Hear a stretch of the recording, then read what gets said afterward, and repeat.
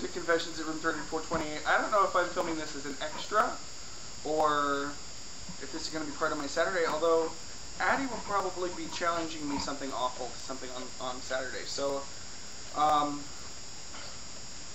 your hands aren't in frame, so all they see is your arms moving. I don't care. Well, that's dirty. I'm just moving my arms.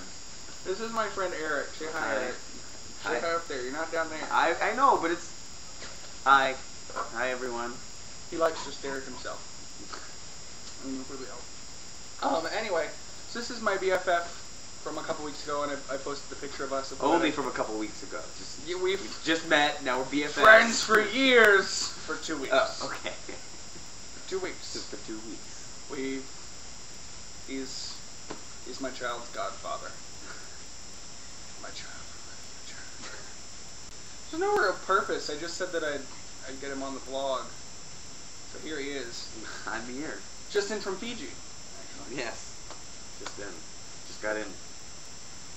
And boy, are his arms tired. Well, I don't know. We're busy challenging each other this week, so there's no like questions specifically that you could answer. You could answer one of the ones that I asked. A funny story you can remember about your mom. I know you have a few. I could tell that for you. Yes. Some that require more demonstrations, though. Like what? Catching a toaster oven on fire? That one's pretty good. So tell it.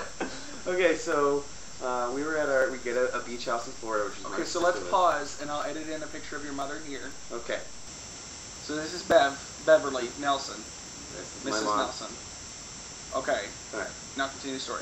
So we were in our beach little condo in Florida, and we had a toaster oven, and we kept commenting the whole week how the toaster oven, it heated very quickly. It was a very quick, hot toaster oven. So one night before we're about to go out to dinner, I'm standing in the hallway looking at the fire extinguisher there, and I'm like, wow, well, this is where the fire extinguisher is. It's good to know. I wonder if I'll ever use one in my life. Probably not for a while.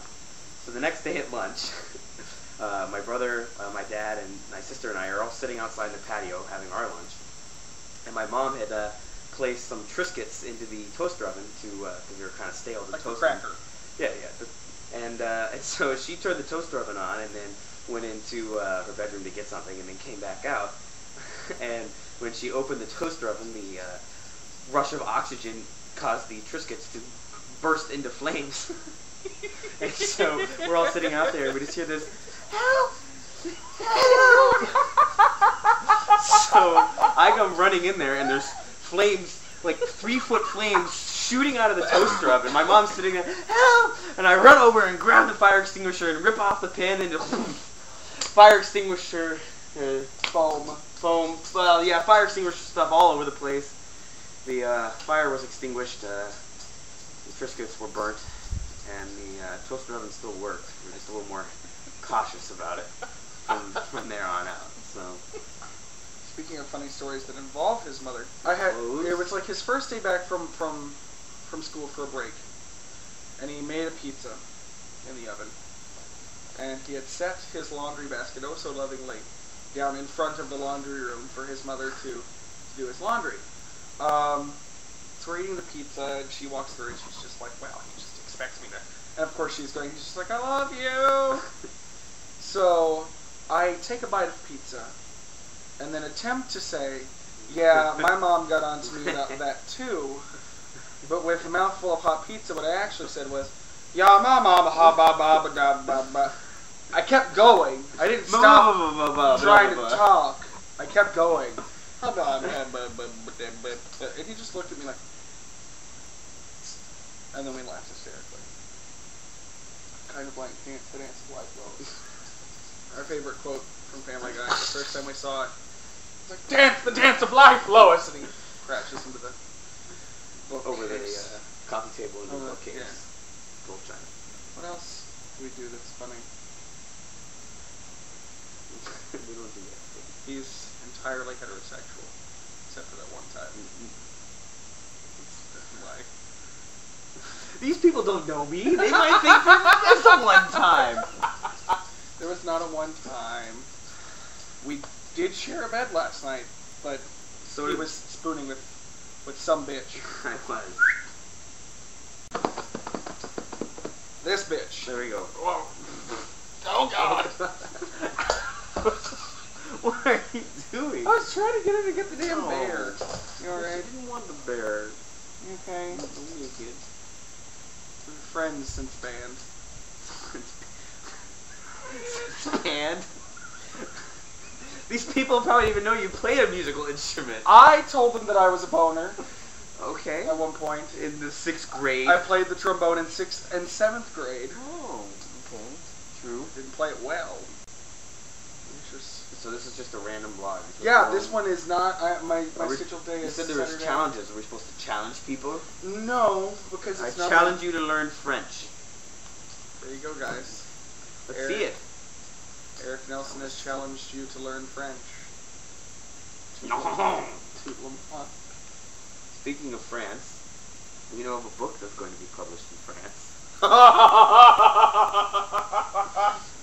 So our friend Kristen, whom we met up with this evening, works for a tiny publishing house in Austin.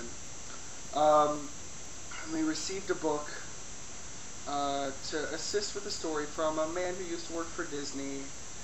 Who's since retired now. Yeah, who used to work on the Gumby show. Yeah. He's just an old guy that's retired and wants to write some children's books. He was the sweetest old man. And he wrote a story about a rhino named Homer, whose tusk was too big. Like, was larger than other rhinoceroses' tusks. And everyone at school teased him because his tusk was so big.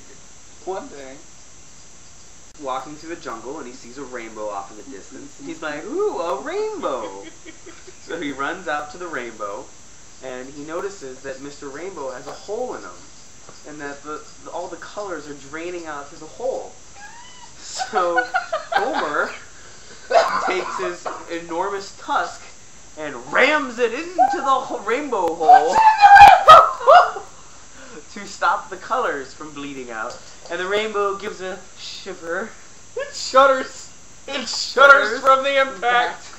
And then the rhino pulls out and the dew fairies come to repair the hole. But Homer the rhino's abnormally large horn is now rainbow colored. After the dew fairies fix the hole in the rainbow.